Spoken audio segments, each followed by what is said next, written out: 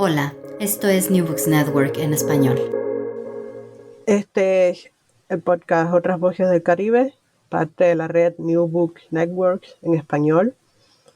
Les habla su anfitriona, Yasmín Portales Machado, desde la orilla del lago Michigan. Buenos días, buenas tardes, buenas noches. Hoy estaremos conversando con alguien que por fin hace honor al nombre del podcast, que hasta ahora había sido una pequeña mentira blanca para hablar acerca de Cuba, porque hoy tengo conmigo a un boricua. O sea, sí, esto es el Caribe al fin. Este escritor boricua se llama Iván Pérez Sayas. Como muchos boricuas, ahora vive fuera de la isla, pero la lleva en su corazón, ya se van a enterar. Y estaremos conversando acerca de su poema Para restarse, que salió con la editorial Disonante en 2018. Bienvenido a nuestro espacio, Iván. Gracias, Yasmín. Estoy alegre de por fin dar fe o dar verdad a tu título.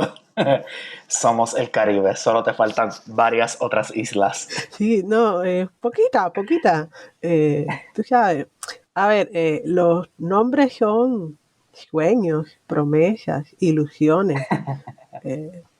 Comprobarlos es un poquito más complicado, etcétera. Ok, vamos a empezar por el principio. Tú dices de ti mismo que eres originalmente de San Juan, Puerto Rico, pero estás basado en Chicago, eres poeta y trabajas en el campo de las editoriales universitarias. Y que estás terminando una tesis de doctorado sobre novelas gráficas latinoamericanas. Ese es como el pitch para presentar a esta joven promesa de la lírica boricua. Si tuvieras un poquito más de tiempo, digamos 3 minutos, y estuvieras en un programa de radio, ¿cómo te definirías a ti mismo? Qué conveniente esa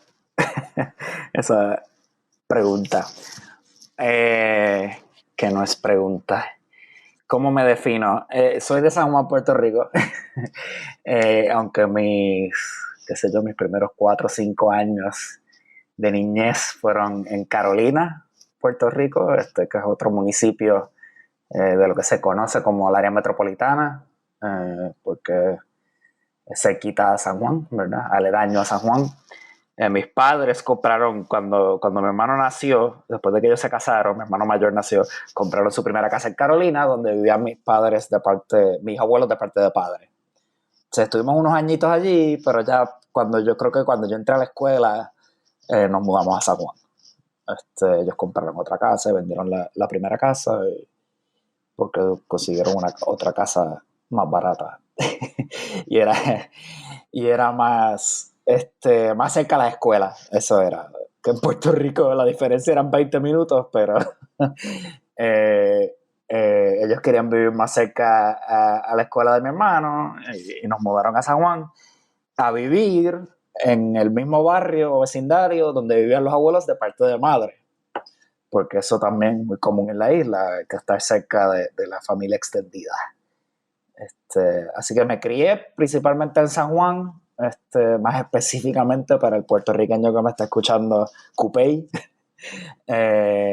a 2 casas de la casa de mi abuela. Mi tía vivía cerquita también. ¿Qué más puedo decir? Yo soy de San Juan.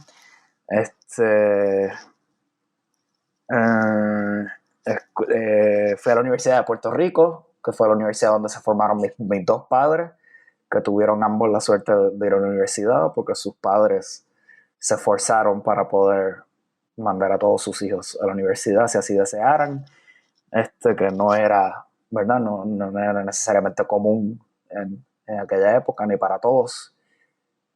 Mis abuelos son gente de campo, los 4. Te estoy dando la biografía completa.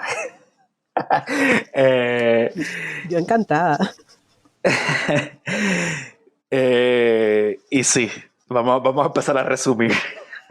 Fui a la Universidad de Puerto Rico, estudié cine porque no sabía qué más estudiar. La escuela de cine en Puerto Rico es la misma escuela, o sea, que se llama Comunicaciones Públicas, COPU, que es la misma que enseña periodismo y relaciones públicas. Así que cine y periodista, entre una cosa y la otra, porque había tan pocas clases de lo uno o de lo otro que había que complementar. Y cogí muy buenas clases de cine, poquitas, pero muy buenas, porque había equipos de edición en Avid, antes de que existiera edición digital, y de, digamos, de libretos, producción y escribir libretos, pero también de periodismo, y llegué a ejercer un poquito de periodismo estudiantil en aquella época, y luego, pues, como profesional después de que terminé. Cuando terminé mi bachillerato hice una maestría en literatura americana estadounidense, en la misma universidad, la Universidad de Puerto Rico, trabajando como muchos estudiantes graduados en las humanidades hacen, como asistentes de investigaciones de mis mismos profesores. Así que, digamos, ahí hay ya un grupo de 6, 7, 8 años estudiando literatura o letras o arte, ¿verdad? Y formándome como escritor, que nos lleva al poemario, porque cuando escribí el poemario para el 2017 más o menos, 2016-2017, no había escrito un poema antes, nunca antes. A la verdad nunca me había considerado poeta. Tenía sueños de ser prosista, de escribir una novela algún día, pero nunca lo había logrado. Y lo de poesía apareció como accidentalmente mientras estaba haciendo el doctorado aquí en Chicago. Sí, creo que así te conecto, ¿verdad? Esos puntos dispersos sobre mi biografía. Ya. Albea, ¿te contesté la pregunta? Más o menos. Entonces, a ver, hay un espacio ahí liminal de especulación para la futura biografía cinematográfica, que no sé, algún cineasta o alguna cineasta boricua filmará algún día, en que tú vas de Río Piedra y San Juan a Chicago al doctorado y pasas de un máster en literatura norteamericana a una disertación, o un proyecto de investigación que está para convertirse en una disertación en novela gráfica latinoamericana. Y al mismo tiempo pasas de imaginarte como, yo qué sé, 90 y tanto por ciento de quienes estudiamos letras, en narrador y novelista que va a destronar por fin a García Márquez o a Cortázar o a whatever, a poeta. Que va, entonces, no sé, no me parece que seas del tipo de gente que está pensando en destronar, en ese sentido de darle el knockout, como decía Hemingway, ¿no? A algún referente.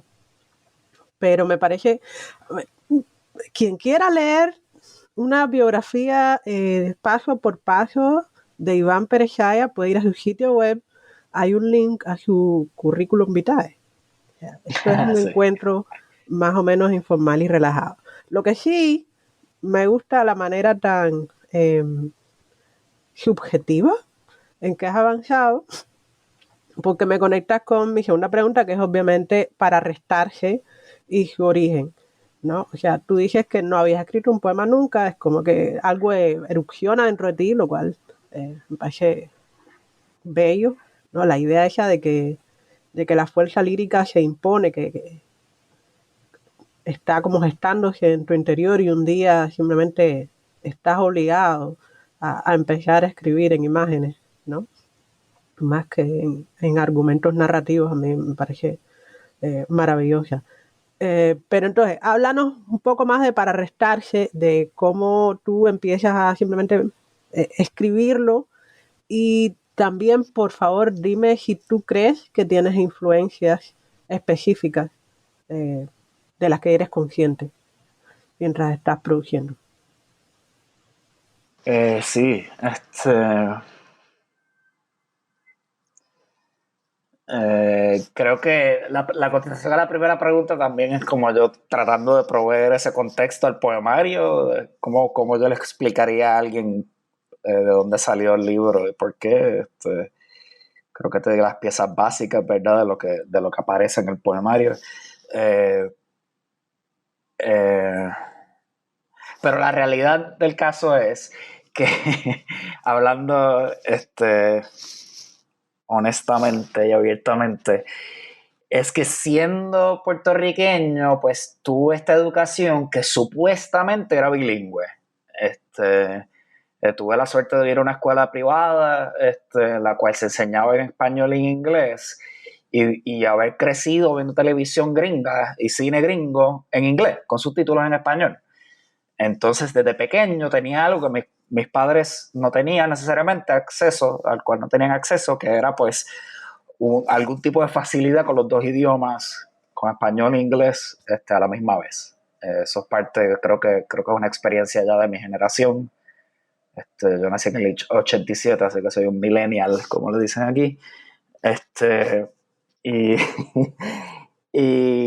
y pues desde la escuela secundaria, pues leía y escribía y podía hablar o conversar en ambos idiomas, español e inglés. Que no es muy común, ¿verdad? Es una fantasía colonial en Puerto Rico, esa idea de que somos un país bilingüe. La verdad que no es asequible a la mayoría de la población. Hay que tener cierto grado de privilegio para poder tener una educación que permita verdadero dominio de ambos idiomas. Pero yo me sentí desde, eso es lo que, toda esa porquería, lo que logré es que yo me sentí desde joven como atrapado entre ambos idiomas, no sabiendo escribir en ninguno de los dos. Verdaderamente, ¿verdad? Leyendo a Cortázar, como mencionaste, ¿verdad? Como muchos de nosotros hicimos, qué sé yo, a los 18 años, porque una amiga me lo recomendó, y amándolo y adorándolo, o Horacio Quiroga, porque me lo enseñaron en una clase de español, pero al mismo tiempo 1984 de Orwell y el Frankenstein en las clases de inglés. Y cuando me sentaba a escribir prosa, no pudiendo, o sea, sabiendo que no lograba ninguno de los dos idiomas, o sea, no lograba como expresarme de una manera, aquí entre comillas, correcta, o que por lo menos alcanzara mis ambiciones, por burdas que fueran. Entonces, pues sigo como tú dices, como todos los estudiantes de literatura, como añorando querer escribir esa fantástica primera novela, pero sintiendo que no tenía la habilidad. Que me podía expresar en ambos idiomas, pero que no sabía escribir muy bien en ninguno de los dos. Mis ensayos tienden a ser fatulos. Siempre he sentido que tengo como buenas ideas, pero no sé organizarlas muy bien. En fin, estos son como inseguridades coloniales, o sea, que tienen una historia larga en Puerto Rico.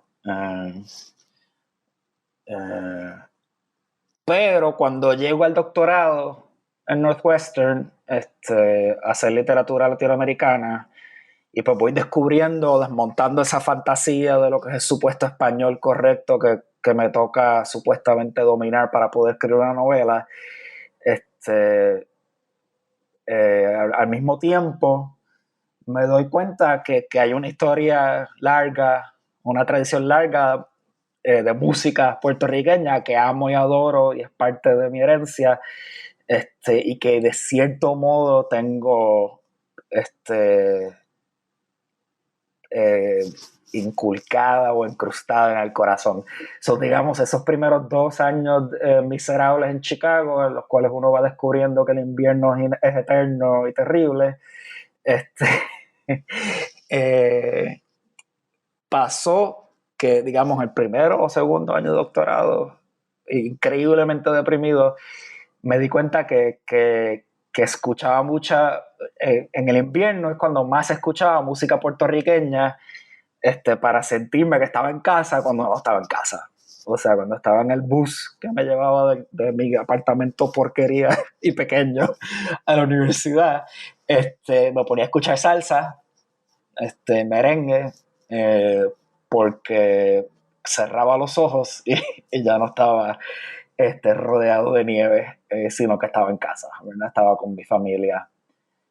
Algo bastante cliché y nostálgico, pero real. A la verdad era innecesario. Esos primeros 2 años fueron bien duros y en el momento no sabía que estaba deprimido y que iba a necesitar mucha terapia en el futuro cercano. Entonces, digamos, esa confluencia de eventos o de factores me llevaron a que para el 2016-2017 empecé a tomar muchos apuntes en libretas, cosa que siempre he hecho, pero que nunca llegaban a nada, y escribí un poema, un primer poema. Dije, coño, yo supuestamente no sé escribir prosa, pues no voy a escribir prosa, voy a escribir poemas. Los poemas no siguen reglas gramáticas, no tengo que tener sintaxis perfecta ni en español ni en inglés, sino que... Y empecé a leer más poesía, porque mi doctorado me lo... A ver. Sor Juana y Rubén Darío desautorizan este tweet. Conste. La elección es una cuestión de estilo del compañero Iván, pero yo defiendo la poesía tiene su sintaxis propia, no es que no la necesite, que es construida de una manera u otra. Hemos salvado la formalidad de la academia. Sigue. Eso. La tiene, ¿verdad? Y uno la construye. Lo que pasa es que yo me desentendí de ella. Yo dije, bueno, esto está... o sea, el ritmo lo tengo, o sea, yace en el subconsciente de tantos años de escuchar salsa en el carro con mis padres desde pequeño, o sea, todos los días, ¿verdad? O sea, y fui descubriendo como que otra fuente de inspiración, que me preguntaste por inspiraciones, entonces me fui alejando, ¿verdad?, de la narrativa y de esos prosistas que tanto amaba, que puedo recuperar luego y mencionaré luego, para darme cuenta, coño, tengo un oído para la música, para la poesía, yo escucho mucha música, mucha música, siempre tengo audífonos puestos, cuando voy a todas partes, ¿verdad? Son cosas que uno descubre de uno mismo, que todo el mundo lo sabe menos uno. O sea, yo no me había dado cuenta que en efecto yo tengo audífonos puestos todo el día, 24 horas al día, estoy escuchando música o podcast. So que ese oído mítico que los críticos describen, este poeta tiene oído para la gente en la calle, o para el diálogo, o para la música, o para el ritmo. Yo lo tenía de cierta forma, pero no me había dado cuenta. Se me crié escuchando pues Stevie Wonder, Michael Jackson, igual que Roberto Roena, y todos los salseros, o sea, la Fania. ¿El Gran Combo? El Gran Combo, sí. No tanto, el Gran Combo, más la Fania. Bueno. Celia, claro. ¿Qué más estoy pensando? Pero también, ¿verdad? Como niño millennial de escuela privada come mierda, como decimos en Puerto Rico, escuchando también punk rock gringo, muy poco rap, a la verdad el rap lo descubrí después, pero indie, que si los Pixies, que era lo que escuchaban mis colegas de escuela superior blanquitos, y pues todo eso se va mezclando y ahí aparece por lo menos la inspiración para empezar a escribir. Como decir, sentarme un día y escribir un poema. Eso es como fui descubriendo que escribía 2 o 3 ideas y las decía en voz alta y tenían algún tipo de musicalidad. Y entonces, aunque no estuviera seguro de para dónde iba el poema, pues si seguía la musicalidad iba a llegar a algo. Entonces, pues enfatizo siempre como el ritmo y cómo suenan las cosas. Y el contenido viene después. Entonces escribí un poema que se llama Dientes, que yo creo que está en el poemario. y me gustó. Primera vez que escribo algo del cual me siento orgulloso. Y se lo compartí a un amigo. Estamos hablando aquí ya con 30 años. Ya, o sea, en años poeta, eso es un viejo. Se lo leyó un amigo que de nada, o sea, no sabe nada, a él no le interesa la poesía, nunca ha leído un poema en su vida. Y él me dijo como, sí, va, que eso suena bien, qué sé yo. Él es artista gráfico, él es lo visual. Y por ahí seguí. Entonces estuve un año completo escribiendo poesía y no paré. Al punto de que no estaba haciendo mis lecturas para las clases del doctorado porque estaba demasiado ocupado escribiendo poemas. Y después de un año, y me prometí, dije, al fin del año voy a tener X cantidad de poemas escritos y me voy a sentar a organizarlos, y si tengo suficiente para un libro, se lo voy a compartir a un colega que también es poeta, a ver qué me dice. Y eso hice. Y ahí salió Para Restarse. Ahora viene la confesión, ¿cómo se dice?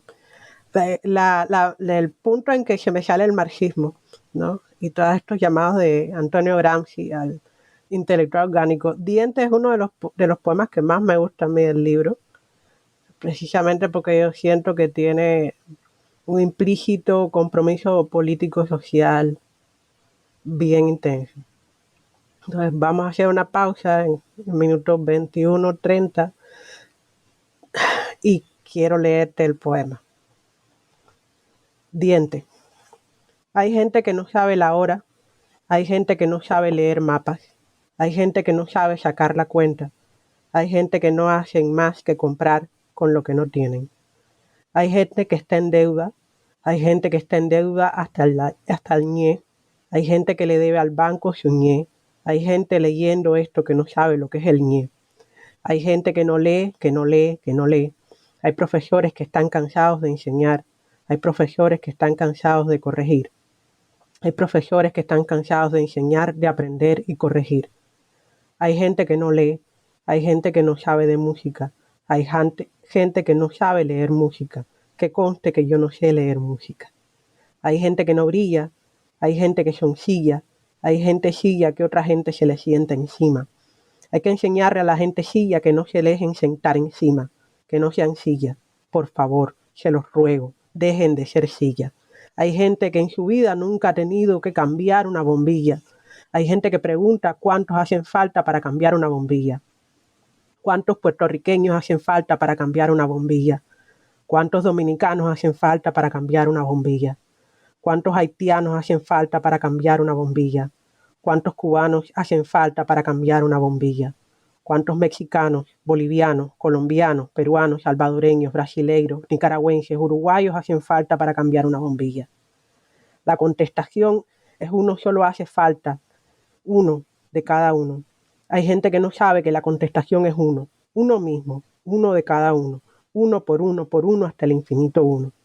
Hay gente que le falta un diente, hay gente que le faltan varios dientes, hay gente que no tiene dientes, hay gente que no come porque no tienen dientes, porque les falta los dientes con que mascar la comida, con que triturar la comida, con que dividir la comida en cantos digeribles. ¿Con qué van a comer esa gente si no tienen dientes? ¿Con qué van a comer el que no tiene diente, el que le falta un diente, al que le llevaron los dientes? Hay gente que tiene todos los dientes. Hay gente que tiene todo y cada uno de sus dientes. Hay gente que tiene los cojones de tener todos sus dientes y querer también tener todos los dientes. Hay gente que anda pendiente del diente ajeno. Hay gente que está dispuesta a hacerse pasar por hada madrina para llevarle el diente a otro y añadirlo a su propia colección. Hay gente que tiene todos sus dientes y se visten de hada madrina para cambiarle los dientes a otro por 2 míseras pesetas, con tal de seguir acumulando dientes. Y por ese susodicho, el resto de los susodichos no leen, no entienden los mapas, están cansados, no brillan, son sillas y tampoco tienen dientes.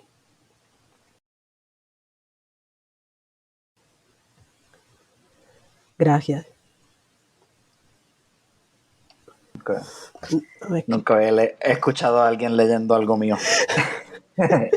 Bueno, alguien que se leyó el poemario también y que pensó sobre el poemario e incluso escribió sobre el poemario es Leonardo Gil, que es un narrador y crítico colombiano. Leonardo escribió una reseña sobre Para Restarse en la revista El Baseman y menciona una cosa que es sobre lo que yo quiero avanzar ahora, ¿no?, en nuestra conversación.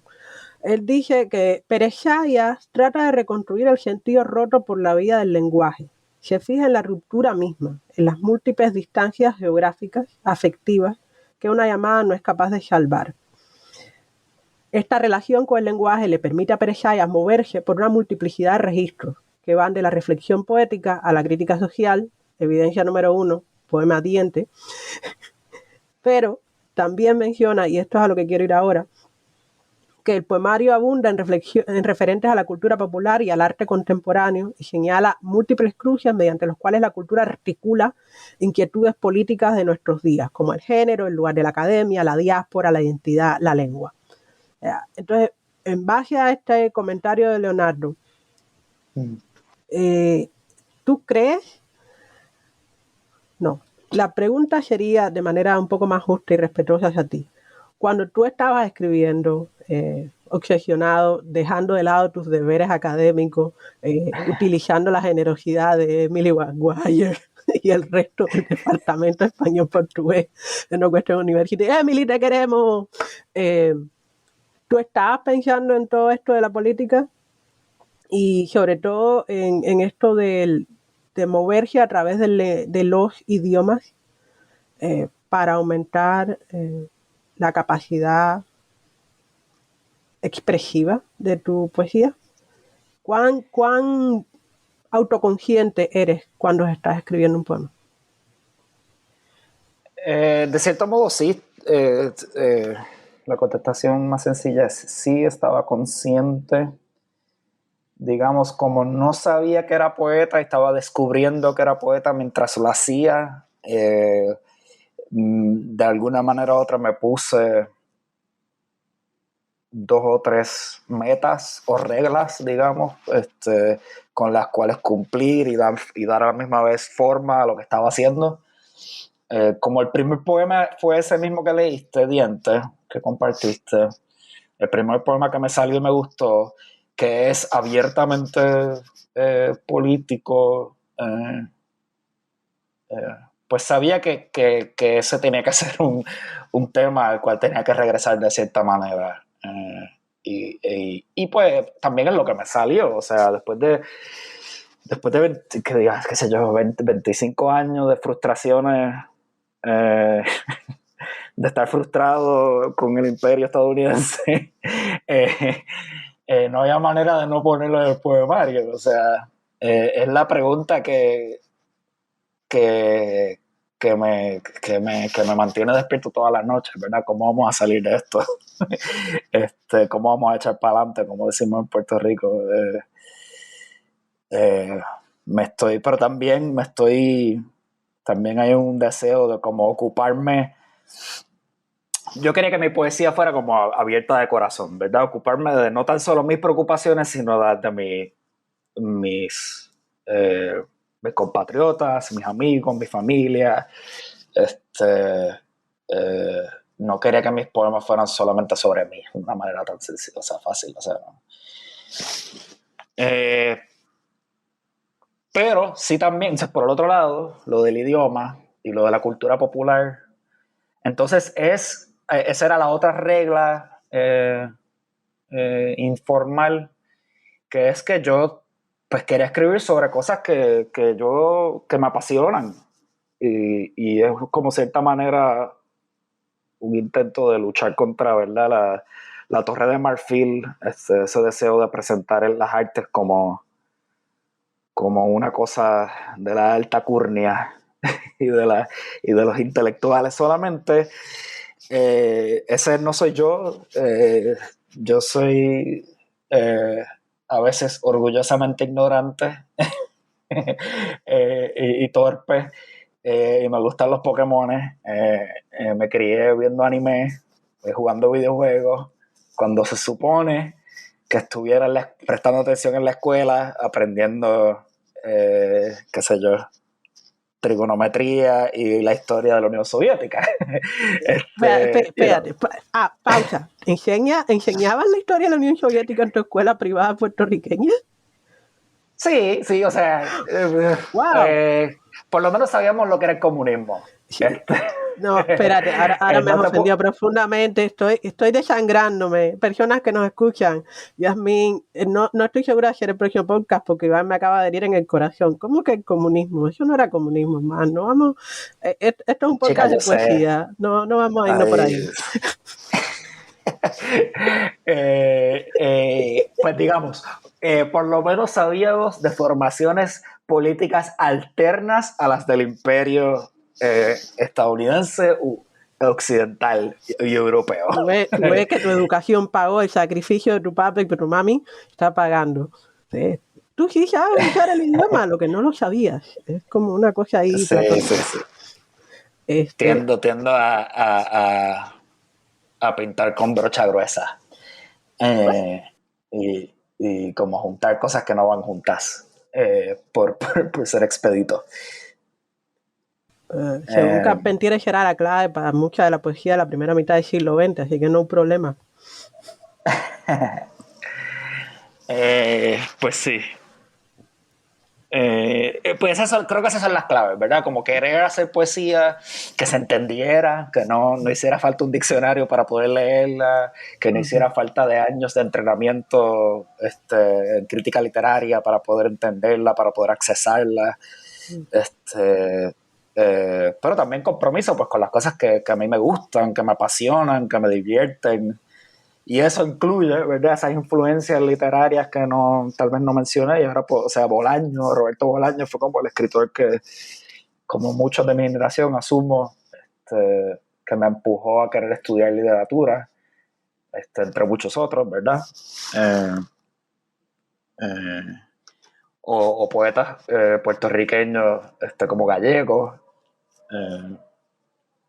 que dejo la referencia ahí que los que me escuchan que lo googleen.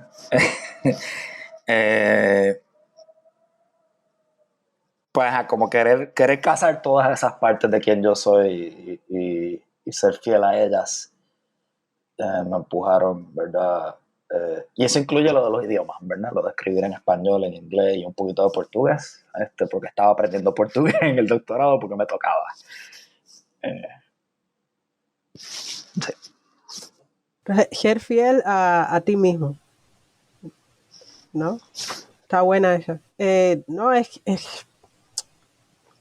está interesante la idea de ser fiel a ti misma porque, cuando uno entra en tu sitio web, Eventbrite, hay una sección que a mí me sorprendió muchísimo, que dice lista, ¿no? Como lista de qué iba esto, ¿no? Y entonces esta página dice I love lists, lo cual tienes que admitir que suena un poquito a trastorno obsesivo compulsivo. Un poco solamente. Here are some lists of other stuff I love, ¿no? Entonces hay una lista, hay 5 filmes, está Black Panther, yay. Es un filme que defiende la monarquía, pero está bien. Hay 5 juegos, 5 libros. El primero es Estrella Distante, Roberto Bolaño. Hay 5 álbums, de los cuales yo lo conozco uno, ojalá que yo haga café, Juan Luis Guerra. Y hay 5 novelas gráficas, ¿no? Entonces, mi siguiente provocación para que tú sigas reflexionando acerca de tu poesía, con enfoque para restarse específicamente, iría en esta dirección. ¿Cuánto de videojuegos y de novela gráfica tú crees que hay implícitamente en tu poemario? ¿O son 2 o 3 carriles de tu vida que andan en paralelo y no se mezclan de manera notable cuando escribes? O sea, en ciertos momentos tú ya estás escribiendo sobre novela gráfica como con la disertación, y en cierta parte tú ya estás escribiendo poesía y uno tiene que que hacer un ejercicio de crítica literaria absolutamente bizarro para encontrar a la novela gráfica en tus poemas. Cualquiera de las dos imágenes me conviene, ¿no? Pero yo personalmente no veo mucho novela gráfica en el poemario. Entonces, no sé, ¿qué crees tú? Referencias directas a videojuegos, solo hay una, creo, y a novela gráfica no hay ninguna. Eventualmente aparecerán en otros poemas futuros. Creo que indirectamente aparecen esas dos pasiones, forman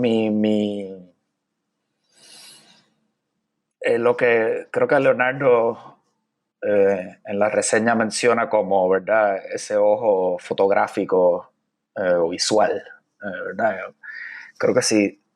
Yo crecí leyendo cómics, digamos, desde pequeño, desde muy niño. En parte sé hablar inglés y sé leer en inglés porque leía cómics. Mi papá me leía cómics en inglés en la cama, de Looney Tunes y de Disney cuando era pequeño, y luego cuando yo sabía leer, aprendí a leer por mi cuenta, pues leía cómics de Batman y de Superman. Si aparece lo de la novela gráfica, creo que aparece en el poemario en lo que Leonardo llama como el ojo fotográfico, que yo llamaría, ¿verdad?, como la búsqueda a editar imágenes, a que los poemas sean combinaciones de imágenes que se organizan en secuencia, y aparecen a veces sin aviso previo. Y cuando me siento a escribir un poema, cuando me toca, primero escribo a puño y letra, ¿verdad?, puño y mano, en mi libreta a mano, y luego lo edito en la computadora, y generalmente estoy quitando palabras, quitando conexiones, eliminando grasas, lo que me parece que no hace falta, porque he aprendido con el cómic que el lector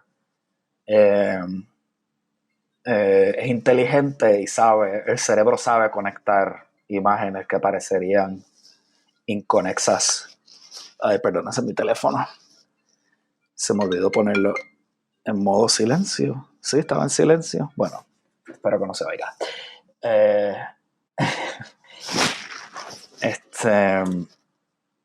Voy. Ya.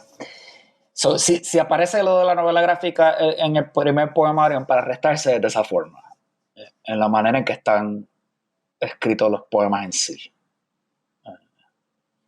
Y mi esperanza es que eventualmente se aparezcan de manera más obvia.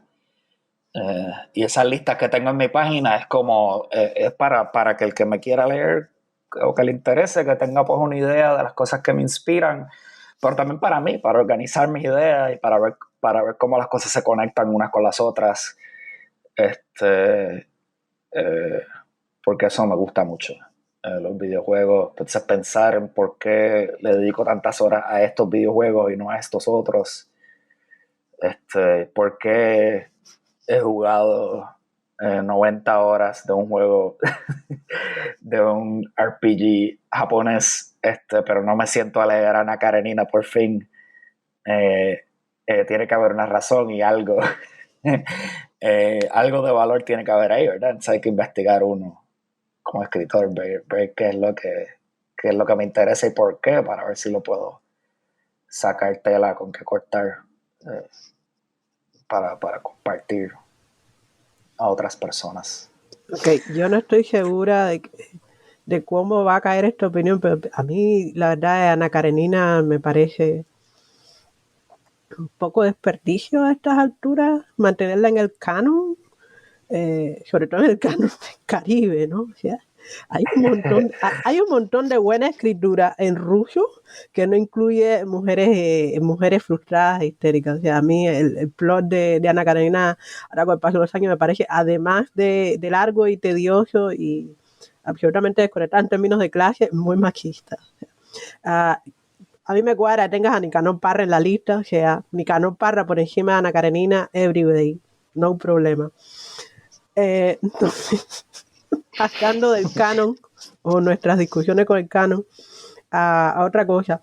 Leímos, o sea, no, yo leí un poema Diente, que es, dijiste, el primer poema, y que es un poema claramente político, diría yo. Sí. Entonces, ahora nos puedes regalar como tu poema preferido del libro, ¿puede ser? Sí, seguro que sí. Cool. Te voy a leer, no sé si preferido, pero uno de mis favoritos y el poema el poema de donde sale el título del poemario. Cool. Este, Minuto 41 y vamos a oír otro poema. ok. Este poema se llama El Catastrofista y tiene un epígrafe, ¿verdad? De cierto modo, una referencia. Una referencia a una obra de arte que había en un museo que se llama Diario y es del artista Luis Roldán. Y dice así: El catastrofista. Soy la enciclopedia del idiota, la planilla del perdido, una letanía interminable, compuesta de letanías más pequeñas, como afiches en el cristal del Transmilenio. Estoy parado contigo, agotado, esperando la guagua a pasar, la que nos prometieron, la que nos lleva al cielo, referencia a Dante, para que nos presten atención. El coro de niños de la capilla Monserrate, acicalao, ofreciéndole al Señor, caja de cartón. Los pesos que te quedaban para la arepa de por la tarde, el mito del mestizaje es tan solo el último, el más reciente, una larga lista, una larga fila bajo el sol, una noche sin calor. Soy la Biblia que le faltan páginas, las cruciales, el Corán del cual no se puede hablar, la sala de espera del sesco, de un hombre sin piernas, un torso ambulante, usando las manos para subir la halda, un letrero de instrucciones en la espalda. Soy la botella vacía de barajas y el tren que nos llevará a todos a trabajar. Soy Proudhon y Kropotkin agarrados de mano en el cerro. Estoy sentado al lado de una señora que me pregunta por qué cambiaron la estación y lo único que se me ocurre es hablarle de la trampa. Soy la asignación del ciego, soy el acorazado Potemkin, soy el acorazado Vieques. Soy las escaleras de Odessa, la obesa que vende dulces en la plaza, que confecciona en su casa y organiza por raza. Vi un tropel de adolescentes corriendo para montarse a tiempo, tirando los papeles al aire, celebrando un abandono. Soy tu baronesa, la condesa de un castillo alemán en una noche fría con lluvia de estrellas. Soy el ladrón de Botero, el prisionero que le grita a Luis Pales Matos desde el otro lado del litoral. Otro negro más en el cuadrilátero del hombre invisible de Ellison. Todas estas son razones para restarse o aprender a seguir sumando infinitas decisiones. Y la catástrofe. Ok, uno lee, bueno, yo leo un poema titulado El catastrofista, creado por alguien que viene de Puerto Rico, que es una isla como Cuba, como el Caribe y cada vez más territorios de nuestro continente, cíclicamente arrasada por ciclones, y en lo que pienso es en la inestabilidad constante, ¿no? La pérdida sistemática material y también espiritual que traen los ciclos de violencia climática, pero también los ciclos de violencia política, a los que parecemos a veces comprometidos de alguna manera monstruosa en nuestra región del mundo. Eso me lleva a otro elemento, a la penúltima más o menos pregunta de esta conversación. Okay, la primera es el diente, y por favor no sean sillas, y aquí están Proudhon y Kropotkin tomados de la mano en un cerro. Y tú has mencionado varias veces, primero, que quieres ser fiel a ti mismo, y segundo, que quieres que las personas puedan entenderte sin haber tenido el privilegio de una educación extremadamente sofisticada, ¿no? ¿Tú crees que la poesía o la literatura pueden cambiar a la gente, influir en las conciencias, cambiar el mundo?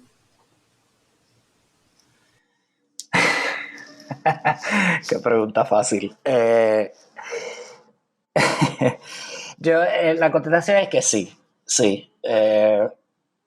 Desafortunadamente no tengo mucha evidencia para apoyar mi creencia, porque la única evidencia que tengo es que me cambiaron a mí. Así que si por lo menos funciona una vez, tengo que asumir que funcionaría otras veces, ¿verdad?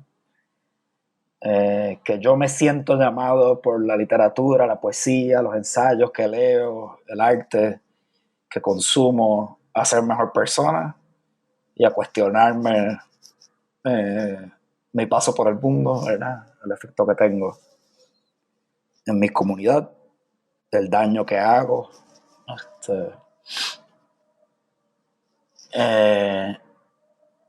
Y pues tengo que asumir que a otra gente le pasa lo mismo. Porque yo no soy tan especial. Y porque para algo existen tantos libros y poemas y películas y videojuegos. Sí, no, a ver, esto es como una pregunta trampa, ¿no? Porque, o sea, estoy aquí haciendo un podcast sobre literatura, hablando con gente, me gano la vida leyendo libros y escribiendo sobre, bueno, a veces escribiendo mis propias ideas, pero la mayor parte del tiempo escribiendo sobre lo que otras personas han escrito o han hecho o han dicho. Yo creo firmemente que no la literatura solamente, yo creo firmemente que la producción cultural no solo refleja al mundo, sino que es parte del proceso de cambio de la conciencia de las personas. O sea, aprendemos quiénes somos porque nuestros padres y nuestras madres nos leen cómics antes de dormir y nos enseñan maneras de ver el mundo. Y porque nuestros abuelos nos llevan a la iglesia y nos hacen un cuento de un tipo que era tan bueno, tan bueno, tan bueno, que acabaron crucificándolo y aún ahí arriba perdonó a la gente que le hacía mal, o nos llevan a una fiesta llena de tambores y nos explican ahora va a bajar el Dios porque le hemos llamado y va a responder nuestras preguntas y nos va a ordenar qué hacer. Y así seguimos el rumbo en nuestra vida. O sea, todas estas cosas son, desde mi punto de vista, variaciones de la idea de la narración y de la voluntad de darle sentido al mundo. Entonces, la manera en que Kim Heng-hyun, ¿no? Cuando la gente entendía su mundo con cuentos, recordaba su pasado con cuentos, imaginaba su futuro con cuentos, el mejor lugar junto al fuego era para el narrador de cuentos. Entonces, no sé si eso lo pasaron en la televisión de Puerto Rico cuando eras niño, pero para mí fue un marcador absoluto. Entonces, yo más o menos de una manera u otra siempre le hago esta pregunta trampa a la gente que entrevisto acerca del sentido de la literatura, ¿no? Que es más o menos como que estamos haciendo aquí después de todo. Yo no creo que... yo comparto contigo la idea de que la Torre de Marfil debe ser, si es que alguna vez existió en verdad, debe ser completamente destruida en términos del imaginario de la separación entre trabajo intelectual y trabajo manual o cualquier tipo de otra producción material en el mundo, ¿no? Y bueno, si nos cambió a ti y a mí, es evidente que funciona. Entonces, la última pregunta de la cumbancha. Haz un pitch para restarse. ¿Por qué alguien debería gastarse los... ¿cuántos son? Espérate. Creo que 12 o 14 con envío. Sí, 9.95, no, espérate, está en 9.95 y supongo que es posible porque es una editorial pequeña que cobren un fee ahí por el envío. Pero ¿por qué alguien debería gastarse alrededor de $10 en estas 45 páginas de lírica? Otra pregunta trampa, porque la contestación, primero que todo, es que probablemente no deberían, pero la segunda... pausa, para desautorizar al autor. Él no quiere decir eso, él quiere decir que deberían ir a la biblioteca pública. Eso también. No, con $10 se compra un almuerzo. Y eso es importante. Por lo menos en la Universidad de Puerto Rico con $10 almorzaba muy bien. Río Piedras, en la Plaza del Mercado se almorzaba muy bien. Pero, porque si lo quieren comprar, diría que lo deben comprar porque es corto. Es corto, placentero, jocoso, pero también triste. Hay tragedia. Hay tragedia social, ¿verdad? Catástrofes, pero también personal, individuales, ¿verdad? Las mías. ¿Qué más? Hay una referencia a Pokémon importante.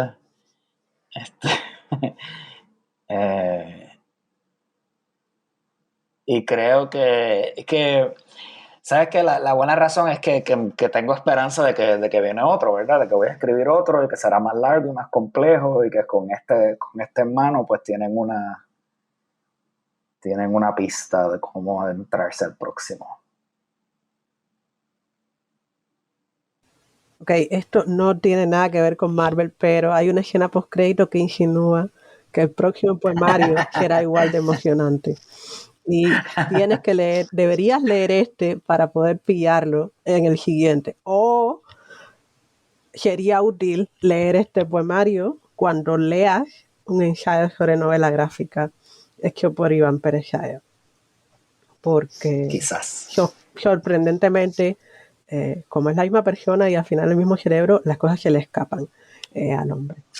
Yo diría que vale la pena gastarse los $10 si uno los tiene, después de haberse pagado el almuerzo, eso sí, o mejor aún, que vale la pena ir a la biblioteca pública y pedir que compren unos cuantos ejemplares para restarse de Iván Pérez Shaya, editorial Disonante 2018, de tal manera que muchas personas en su comunidad que leen español puedan encontrarse eso, resúmenes rítmicos de desgracia, pero también de amor, de esperanza, pero también de luminosidad.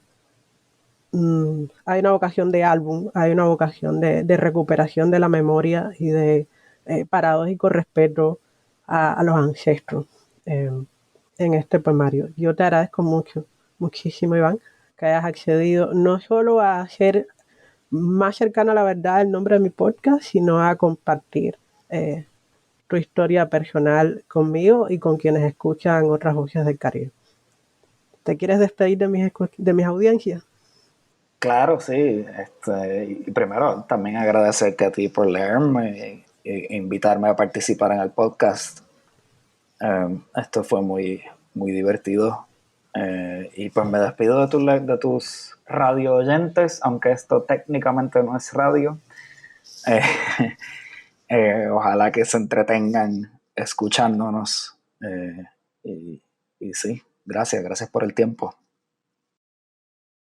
Ok, esto ha sido el episodio 3 de la temporada 1 de Otras Voces del Caribe, un podcast dentro del proyecto New Books Network en español. Les habló desde las orillas del lago Michigan Yasmín Portales Machado, que esta vez habló de poesía con un boricua, por lo cual hago verdad mi promesa. Buenas tardes, buenas noches, buenos días. Gracias por escuchar New Books Network en español.